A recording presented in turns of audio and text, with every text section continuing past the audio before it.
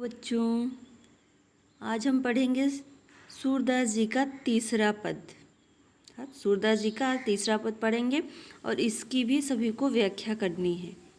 सभी बच्चे अपनी कॉपी पर नोट करेंगे। सबसे पहले हम पद पढ़ेंगे। किलकत कान घुटुरवन आवत, मन में कनक नंद के आंगन बिंब पकरिबे धावत। कबहु निरख हरि आप छाँ को करसो पकरन चाहत, किला की हसत राजत द्वे दतियाँ पुन पुन तीं अवगाहत। कनक भूमि पर कर पग छाया, यह उपमा इक राजत, करि करि प्रतिपद प्रतिमन वसुधा कमल बैठकी साजत।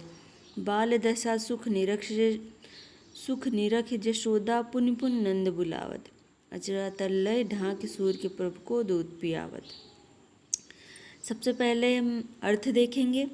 किलकत का अर्थ है किलकारी मारकर, कान का अर्थ है श्री कृष्ण, घुटुरवन का अर्थ है घुटनों के बल, आवत का अर्थ है आ रहे, मनमय कनक नंद के आंगन, मनमय का अर्थ है मड़ियों से जड़े हुए, कनक का अर्थ है सोने के, नंद का अर्थ है नंद बाबा, कै का अर्थ है उनके, आंगन का अर्थ है आंगन, बिंब का अर्थ है प्रतिछाया या छाया, पकड़बे का अर्थ है पकड़ने के लिए, धावत का अर्थ है दौड़ते। कबहु निरख है आप छाँको करसो पकड़न जात, कबहु का अर्थ है कभी, निरख का अर्थ है देख करके, हरि का अर्थ है प्रभु श्री कृष्ण या कान्हा, आप का अर्थ है अपनी, छाँ का अर्थ है छाया को, करसो पकड़न चाहत, कर का अर्थ है हाथ, सो का अर्थ है से, पकड़न का अर्थ है पकड़ना, चाहत का अर्थ है चाहते हैं। किलक हंसत राजत द्वे दतियाँ, किलक का अर्थ है जब किलकारी मारकर हंसते हैं, राजत का अर्थ है शोभायमान हो रही, द्वे का अर्थ है दो, दतियाँ का अर्थ है दांत, पुन पुन का अर्थ है बार बार, तीं का अर्थ है उसे, अवगाहत का अर्थ है पकड़ने के लिए जाते हैं। कनक भूमि कर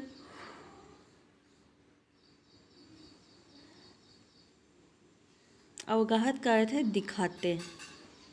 कनक भूमि कर पग छाया, यह उपमा एक राजत, कनक का अर्थ है सोने की, भूमि का अर्थ है भूमि पर या पृथ्वी पर, कर का अर्थ है हाथ, पग का अर्थ है पैर, छाया का अर्थ है छाया, यह उपमा एक राजत, यह का अर्थ है यह, उपमा का अर्थ है उपमा, एक का अर्थ है एक, राजत का अर्थ है शोभायमान हो रहे।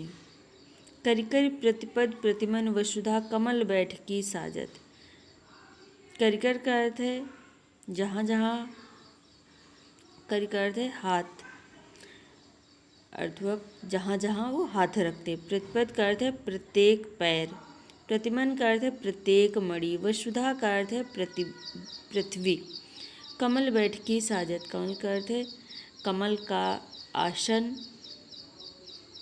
या बैठने का स्थान, साजत का अर्थ है शोभायमान हो रही है, सजा देती। बाल दशा सुख निरख यशोदा पुन पुन नंद बुलावत, बाल का अर्थ है उस बाल लीला के, सुख का अर्थ है सुख को, निरख का अर्थ है देख करके, यशोदा का अर्थ है यशोदा माता, पुन पुन का अर्थ है बार बार, नंद बुलावत का अर्थ है नंद बाबा को, बुलावत का अर्थ है बुलाती हैं।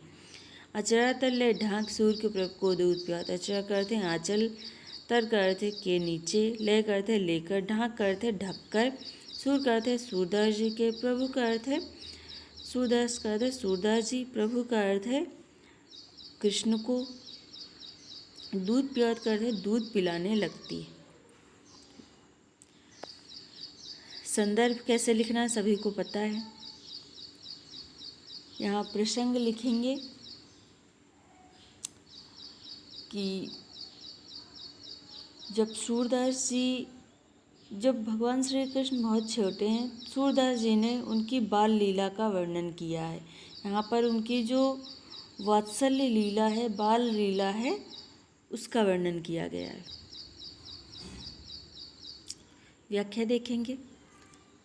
तो किलकत कान घुटुरवन आवत, इस पद में, इस लाइन में भगवान श्री कृष्ण की बाल लीला का वर्णन किया गया है। जब भगवान श्री कृष्ण सिर्फ घुटनों के बल चलना ही सीख पाए थे, तब का यहाँ पर सूरदास जी ने वर्णन किया है। उनकी उस बाल लीला का उन्होंने बहुत ही मनोरम वर्णन किया है। देखेंगे। किलकत कान घुटुरनाथ, सूरदास जी कह रहे हैं कि कृष्ण अपने घुटनों के बल ही चलना सीख पाए हैं और अपने घुटनों के बल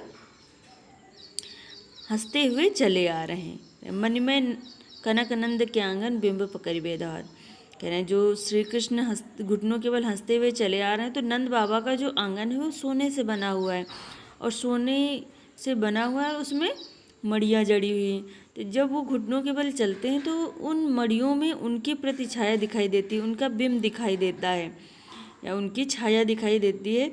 तो वो उससे समझते हैं कि यहाँ पर मेरे जैसा कोई दूसरा भी बालक है, दूसरा भी बच्चा है, तो उसे पकड़ने के लिए वो दौड़ते हैं। कभो निरख हरि आप छाँ को करसो पकड़न चाहत, कभी वो अपनी ही छाया को देख करके उसे पकड़ने के लिए दौड़ते हैं। कभो निरख हरि आप छाँ को करसो पकड़न चाहत, जब वो उन मड़ियों में अपनी छाया को देखते हैं तो उन्हें अपने हाथ से पकड़ने के लिए दौड़ते हैं। पर जब वो उन छाया को नहीं पकड़ पाते, उस बालक को नहीं पकड़ पाते, किलकत हंसत राजत दे देती है पुन पुन तिया वगाहत, वो नहीं पकड़ पाते हैं तो किलकारी मारकर हंसने लगते हैं। और जब वो हंसते हैं तो उनके मुख में जो 2 दांत हैं वो शोभायमान हो रहे हैं, अर्थात वो बहुत सुंदर लगते हैं या सफ़ेद सफ़ेद दांत चमकने लगते हैं।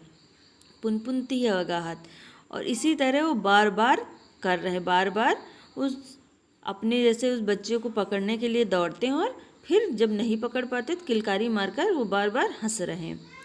कनक भूमि पर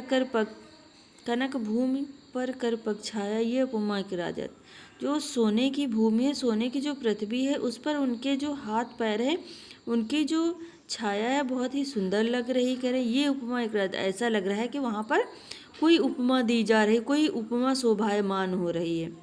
जब वो सोने की भूमि पर चलते हैं, सोने की पृथ्वी पर चलते हैं, तो उनके हाथ और पैरों की जो छाया है वो ऐसे इतनी सुंदर लग रही है, ऐसा लग रहा है किसी ने कोई उपमा दी है, किसी उपमा के समान शोभायमान हो रही। करिकर प्रतिपद प्रतिमन वसुधा कमल बैठकी साजत, कह रहे हैं जहाँ जहाँ पर कान्हा चलते हैं, कृष्ण जी चलते हैं, उनके जहाँ जहाँ पर हाथ पड़ते हैं और जहाँ जहाँ पर प्रत्येक पैर पड़ता है, तो कह रहे हैं ऐसा लगता है कि जो वसुधा है, पृथ्वी है, उस पृथ्वी ने उन मड़ियों में अपने कमल रूपी आसन को सजा दिया है और उनके हाथ और पैर उस कमल रूपी आसन पर ही पड़ते हैं। जहाँ पर कृष्ण जी अपने हाथों और पैरों को रखते हैं, तो ऐसा लगता है जहाँ जहाँ पर वो मड़ियाँ जड़ी, उन मड़ियों में जो पृथ्वी है, उस पृथ्वी ने कमल रूपी आसन को सजा दिया है, आसन को लगा दिया है। जहाँ जहाँ पर वो हाथ पैर रखते हैं तो ऐसा लगता है उन्होंने कमल के फूल के ऊपर अपने हाथों को रखा है।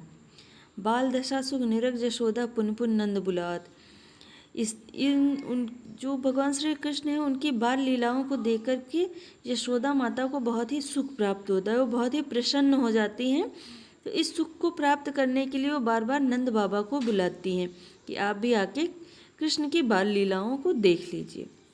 अचरा तलय ढाक सूर के प्रभु को दूध पियात, जब नंद बाबा आते हैं तो वो भी कृष्ण की बाल लीला को देखकर अत्यंत प्रसन्न हो जाते हैं। तो यशोदा माता जो है वो अपने पुत्र को उठा लेती हैं, ले करके उसे आंचल के नीचे ढक करके दूध पिलाने लगती। सूरदास जी कह रहे हैं कि यशोदा माता अपने पुत्र को दूध पिलाने लगती। ठीक, सभी लोग इस व्याख्या को कॉपी पर लिख लेंगे और उसके बाद काव्य सौंदर्य लिखेंगे। काव्य सौंदर्य में लिखिए भाषा, ब्रज भाषा, अलंकार, अनुप्रास, उत्प्रेक्षा, छंद,